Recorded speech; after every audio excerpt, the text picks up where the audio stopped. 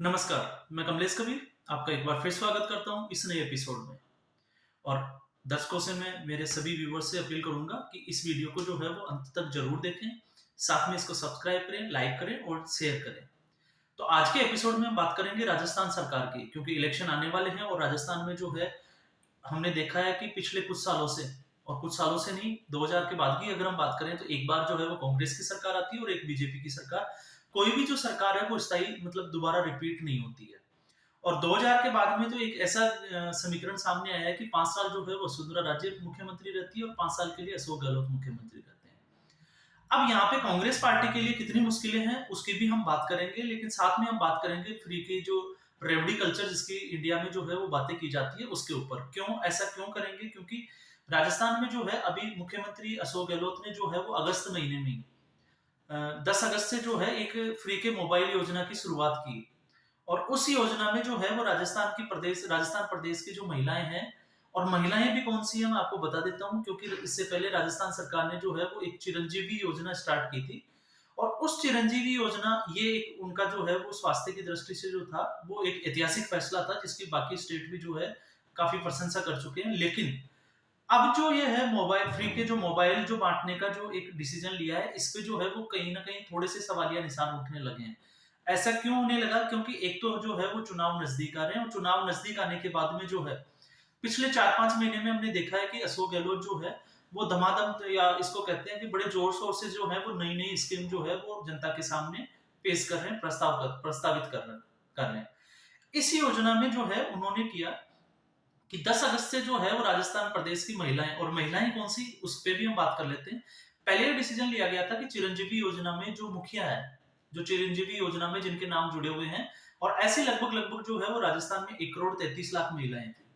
लेकिन बाद में एक उसमें एक चीज और ऐड ऑन कर दी कि इसके अलावा जो जितने भी जो जन आधार कार्ड है उसकी जो मुखिया है और नरेगा में जिन्होंने जो है वो 100 दिन तक काम किया, उन सबको भी जो है इसमें जो है वो शामिल किया जाता है। तो अब ये जो आंकड़ा है ये बढ़कर लगभग 1.35 करोड़ के आसपास हो गया। तो ये महिलाओं की संख्या है 1.35 करोड़, और उसका शुभारंभ भी हो चुका है। सबसे पहले जो है वो आंगनबाड़ी कार्यकर्ता हैं, जो महिला कार्यकर्ता हैं, उनको जो है वो मोबाइल दिए जा रहे हैं। और मोबाइल जो है उनकी जो प्राइस जो है, एक रेट जो है वो तय की गई है, वो 5500 से 6000 रुपए के आसपास जो है वो की गई है। साथ में अब जो है उन्होंने एक चीज और एड ऑन कर दी कि इसके साथ साथ जो है वो महिलाओं को जो मोबाइल दिए जा रहे हैं उनके साथ में एक सिम कार्ड के साथ में जो है वो 3 साल के लिए डेटा, कॉलिंग और मैसेज की जो सुविधा होगी वो बिल्कुल जो है वो फ्री होगी। मतलब हम इसको ये कह सकते हैं कि अब जो है सरकार जो है वो इन लोगों के मोबाइल को भी 3 साल के लिए खुद रिचार्ज कराएगी। अब 3 साल के लिए रिचार्ज कराएगी, ये तो एक देखने वाली बात इसलिए है क्योंकि हो सकता है अगर राजस्थान में जो है उनकी सरकार चली जाती है तो फिर क्या अगली सरकार इसको रिचार्ज कराएगी, या उसके ऊपर जो है वो अतिरिक्त कितना जो है वो दबाव पड़ेगा। लेकिन अब स्थिति ये है, क्योंकि इसको समझने की भी जरूरत है, क्योंकि राजस्थान में जो है जब 2018 में विधानसभा का चुनाव आया था तो 2018 में राहुल गांधी ने आनंद फानन में ये घोषणा की थी कि जितने भी जो किसान हैं उनका कर्ज माफ किया जाएगा, और उसकी अवधि जो है उन्होंने, आपने देखा होगा, मध्य प्रदेश और राजस्थान में 10 दिन दिया था कि जैसे ही हमारी सरकार आएगी हम 10 दिन में जो है इसको जो है कर्ज माफ कर देंगे। लेकिन अब बात ये आती है कि इस पिछले 5 साल में जो है वो राजस्थान सरकार ने कितना कर्ज माफ किया। और जब कर्ज माफी की तरफ हम बात करते हैं तो अभी विधानसभा में जो है वो इसके ऊपर जो है वो सदन में जब सरकार से जवाब मांगा गया तो सरकार का ये जवाब था कि राजस्थान में जो है अब तक जो है वो 325 करोड़ रुपए जो है वो लोगों के माफ कर दिए गए हैं। अब यहाँ पे एक चीज समझ में आ रही होगी आपको, 325 करोड़। और 325 करोड़ में अगर हम बात करें तो अब देखो इस योजना में जो खर्चा है वो है लगभग 1200 करोड़। जो फ्री का जो मोबाइल दिया जा रहा है इसका जो टोटल जो खर्चा आएगा वो आएगा 1200 करोड़। अब इसको थोड़ा सा इसके जो है अंकगणित का जो डेटा है उसको हम समझते हैं। राजस्थान में जो है वो लगभग लगभग जो है अगर किसानों के कर्जे की बात करें तो आप कर्जा अगर हम देखते हैं तो 1.47 लाख करोड़ जो है वो किसानों के ऊपर कर्जा है। और ये जो कर्जा है इसमें भी अगर हम बात करें तो अभी जो है एक बहुत बड़ी न्यूज आई थी कि राजस्थान में जो है वो लगभग लगभग 19,000 जो किसान हैं उनकी जो जमीनें हैं उनको जो है वो बैंकों द्वारा जो है वो कुर्क कर लिया गया है। और बैंक कौन कौन से हैं राजस्थान में? सबसे ज्यादा जो कर्जा लिया गया है वो है वाणिज्यिक बैंक, जिसमें लगभग लगभग 1,18,000 करोड़ का जो है वो कर्जा किसानों के ऊपर है। इसके अलावा जो है वो सहकारी बैंकों का वो 15,500 करोड़ के आसपास है, और बाकी जो है वो ग्रामीण बैंकों का वो 23,500 करोड़ के आसपास जो है वो ग्रामीण बैंकों का कर्जा है। तो ये कर्जा जो है वो 3 कैटेगरी में डिवाइड हो जाता है। जैसे कुछ प्राइवेट बैंक जैसे एचडीएफसी हो गया, इसके अलावा जैसे आईडीबीआई हो गया, एसबीआई तो खैर सरकारी बैंक है। तो ये जो वाणिज्यिक बैंक है, कमर्शियल जो बैंक है, इनसे कर्जा सबसे ज्यादा लिया गया है 1,08,000।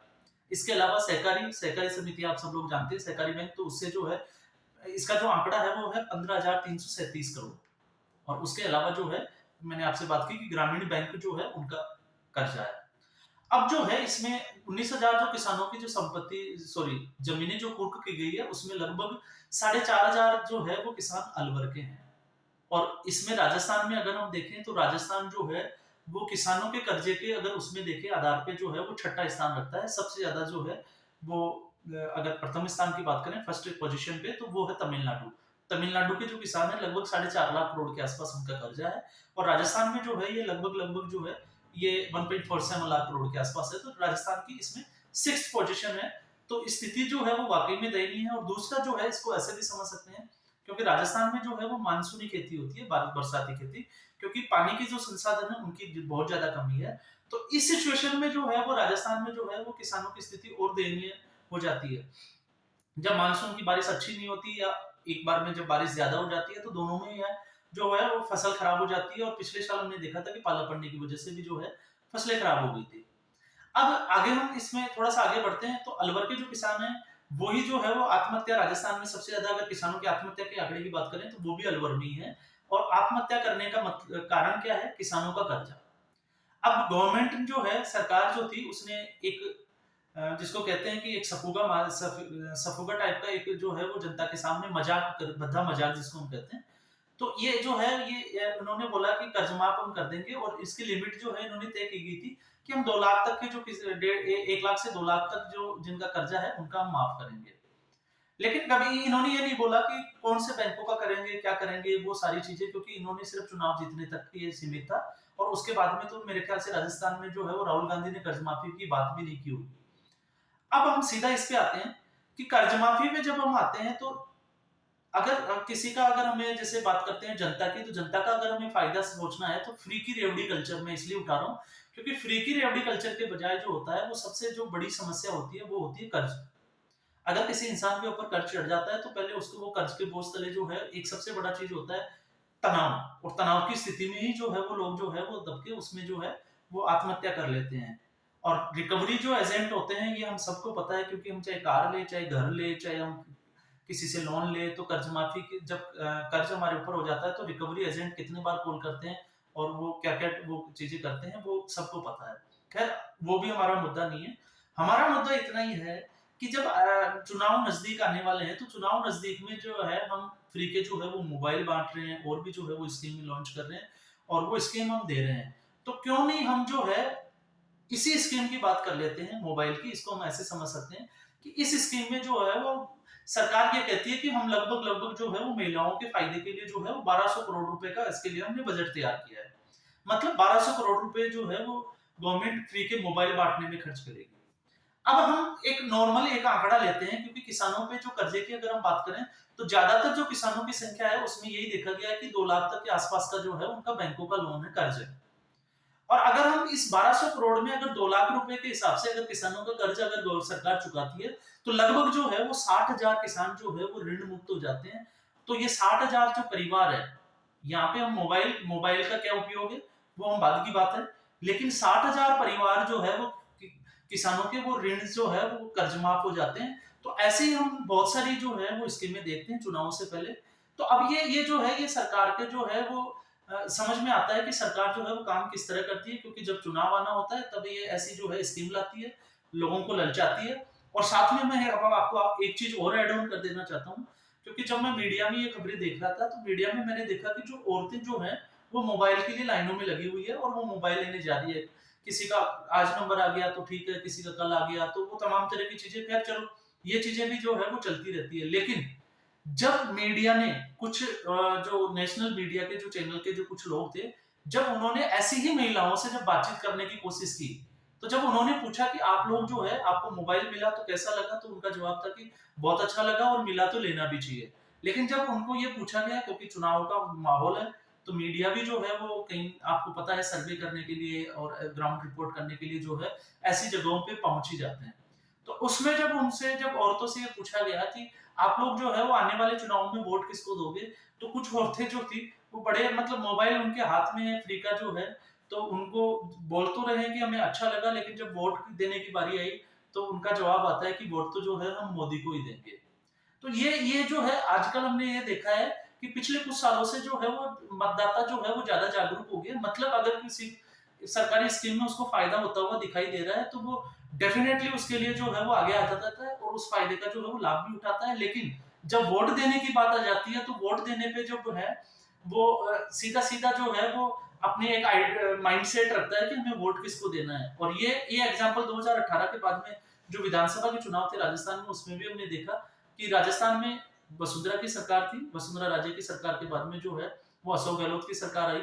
और अशोक गहलोत की सरकार में हमने देखा कि उसके बाद में, क्योंकि राजस्थान के जो चुनाव होते हैं विधानसभा के वो लोकसभा चुनाव से ठीक पहले होते हैं, और उस सिचुएशन में भी हमने देखा कि जो लोकसभा की जो 25 की 25 सीटें थी वो भारतीय जनता पार्टी जीत जाती है, जबकि वहां पे जो है वो मतलब बहुत ही कम समय में जो है ये चुनाव अवधि हो जाती है, क्योंकि चुनाव जैसे विधानसभा चुनाव होता है उसके 3 से 4 महीने में लोकसभा चुनाव आ जाते हैं। और उस सिचुएशन में विधानसभा चुनाव में जो लोग हैं वो कांग्रेस सरकार को जो है वो चुनते हैं, और उसके बाद में जो लोकसभा चुनाव है उसमें जो वो भारतीय जनता पार्टी के साथ चले जाते हैं। और अभी जो है वो ठीक ऐसी ही स्थिति बनती हुई दिखाई दे रही है। अब दूसरा जो है इसका जो है वो राजनीति पे क्या फर्क पड़ेगा अगर हम कांग्रेस और इसकी बीजेपी की स्थिति की अगर हम बात करें, तो बीजेपी की स्थिति जो है वो भी हम इसको बोले कि वो आसानी से जीत जाएगी ऐसा नहीं है, क्योंकि उसके लिए भी चुनौती है। और सबसे बड़ी चुनौती है क्योंकि पिछले जो 5 साल जो भाजपा का जो कार्यकाल था उसमें जो है वसुंधरा राजे के ऊपर भ्रष्टाचार के आरोप बहुत ज्यादा लगे थे, और उस वजह से जो है वो भारतीय जनता पार्टी के लिए जो है वो चुनौती बनी हुई है। और दूसरा जो है कांग्रेस पार्टी अभी सत्ता पक्ष है, लेकिन फिर उनके लिए कौन सी चुनौतियां हैं, उनके लिए सबसे बड़ी चुनौती होगी सचिन पायलट और अशोक गहलोत का जो है वो खेमे में जो बटे हुए हैं अभी, चाहे वो कितने भी एक ही मंच पे आके ऊपर हाथ करके जो है वो जनता को बोले कि हम साथ हैं, लेकिन जनता उनको जानती है। और ऐसा इसलिए क्योंकि जनता के साथ जो है वो पिछले चुनाव में धोखा हुआ, और धोखा कैसे हुआ वो भी हमने देखा है कि पिछले चुनाव में जो है वो सचिन पायलट युवा नेता थे, युवा चेहरा थे, सीएम के फेस थे। जनता ने जो है वो वोट मेरे ख्याल से जो है अगर जहां तक एनालाइज करने की बात आती है तो कांग्रेस पार्टी के बजाय जो है वो लोगों ने, स्पेशली गुर्जर समाज और जाट समाज ने जो है वो सचिन पायलट को वोट इसलिए किया था ताकि जो है वो सचिन पायलट जो है वो राजस्थान के भावी मुख्यमंत्री होंगे, लेकिन ऐसा नहीं हुआ। और उसके बाद में क्या क्या घटनाक्रम हुआ ये जनता के सामने है। मानेसर कांड हुआ, मानेसर गए लेकिन फिर उसके बाद वापस लौट गए।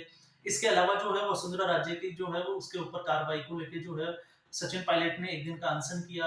अशोक गहलोत ने उनको भरोसा भी दिया कि हम जो है वो कार्रवाई करेंगे, लेकिन 3 से 4 महीने हो गए, वो सारी चीजें जो है वो ठंडे बस्ते में चलेगी। तो जनता जो है वो अब ज्यादा समझदार है, मतदाता। तो अब देखने वाली बात ये होगी कि आने वाले जो ये 1-2 महीने हैं जब आचार संहिता जब लगती है उससे पहले जो है वो गहलोत की और कौन सी घोषणाएं हमें देखने को मिलेगी, और साथ में जो है वो दोनों का जो मुद्दे होंगे, एजेंडा होगा, मैनिफेस्टो का वो क्या होगा, ये कुछ ही दिनों में जो है हमें पता चलने वाला है। क्योंकि अब जो है वो पार्टियों को जो है वो चुनावी मैदान में जो उम्मीदवार उतारेंगी उनकी भी लिस्टें जो है वो जनता के सामने रखनी होगी।